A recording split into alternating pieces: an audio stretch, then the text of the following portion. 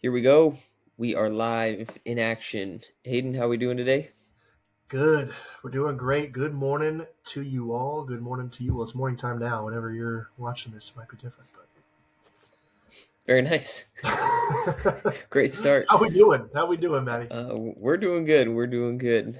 So today's topic, a little bit about property management and what you look for in a property manager. We can go over some more of the fine details. So first, when you're interviewing property managers, what are the main things that you're looking at when interviewing a property manager?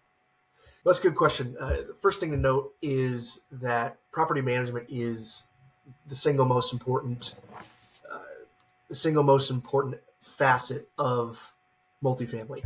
It makes or breaks deals. You have a good property manager, you can exceed the numbers that you projected. You have a bad property manager, and you're just going to be playing catch up for the entire deal. So it makes or breaks the deal. You need to make sure that your property manager is quality, and all property managers or zero property managers are created equal. So you need to make sure that you vet them properly. A couple of the questions and a couple of things that you want to make sure when you're dealing with property managers is one, you want to make sure that they are the ones, whoever you're speaking to, whoever you're interviewing, are the ones that are the ones you'll be dealing with. Or if not, you need to be able to trust the ones that will be managing your property specifically. Two, who's your direct point of contact? Who do you uh, who's going to be answering all your questions, and how quickly are they going to be responding? uh, Maintenance. What are the maintenance fees? If they're doing in-house maintenance, or if the maintenance team is on the property, how does that look, and how did they charge for those? Typically, in the smaller deals, what we've found is you're going to be paying between 6 and 8% for property management, not including maintenance, not including any payroll if you have them on your property. For the larger deals, you're going to be paying closer to 3 to 5%.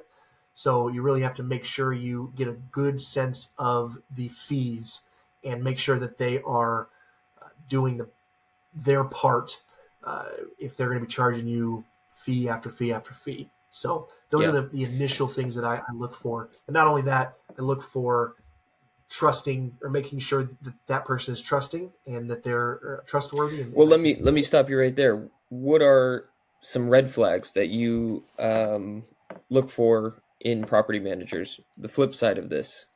So some of those red flags, I'd say number one is that kind of the shadiness that I was just talking about. If they're feeing you to death, if they're they're charging you for talking on the phone with you, if they're charging you for driving out to the property, if they're charging you on top of that management fee, the fair management fee that you guys agreed to, if they're charging on top of that, that's one of the red flags that I think is kind of shady. Another thing is, uh, if they're handing off a lot of their work to people that, or to their team, if they're not the ones that are taking it, and you don't trust the people, you don't know the people that they're handing it off to, that's another big red flag for me. So I think that those are all fair points, and I think trusting your gut too with working with someone that you like or have a weird feeling about is a big player in this too, because you're going to be talking to them frequently, and working closely with them to make sure this property is operating efficiently. Um, with that said, how often do you meet with your property managers? Do you pull certain reports together, or do they send you reports? What kind of systems are we looking at? If you can go into some of those details. So personally, I like to meet with the property management team, or just the property manager that my direct contact, at least once a week. It doesn't matter if it's 10 units or 120 units or 1,000 unit property. Once a week will really give me a good understanding of where the property is today and where the property will be 90, 120 days out. There's four different reports that I like to pull and make sure I'm on the same page with my property manager on, so that we're getting ahead of the curve. We're making sure that we're not playing catch up. We're making sure that we're not um, that we're understanding where the property's at and where it's going to go. So that's the unit availability report, the work order report. You want to make sure that you're seeing all of the work orders and how quickly they're responding to work orders, the maintenance team, and how quickly they're completing the work orders. The delinquency report, making sure that rent is paid and all fees are paid is very important. It's crucial. And then the lease expiration report. So all four of those reports will tell me how the property is running today in terms of income, in terms of the quality of the property, the units, with the work orders. Also, the the move outs, the move ins, and the move outs over the next 30, 60, 90 days. I can talk with the property manager and make sure that the rents that we're achieving are the rents that we want, making sure that we can push rents as far as we can go. And that's another thing on how I vet property managers is I give them kind of a sample before we get into a project. I give them a sample where I know where market rents will be in a certain area, and I ask them where those market rents are and see if we're pretty close. That's and see what their feedback is on rents in a specific area. That will give me a good glimpse of if they're really in tune with the market and how far they will push, how far they can push.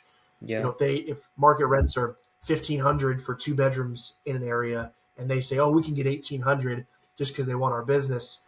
Uh, I don't like that. Just no Red different flag. than, yeah, exactly. No different than if you're a realtor or a real estate agent and you tell somebody who has a home that their home is, or say their home is worth 200,000. You tell them I'll sell it for 450.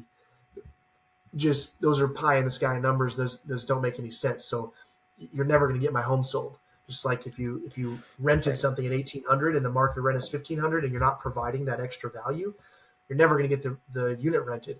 So and vacancy is the biggest killer of income. So Nice. Well, I think that's all very well said. I think these are good points too, and something to be aware of when you're talking to property managers, when you're looking at properties and making sure that it's run efficiently, because that'll make or break a deal, obviously. So, great insight.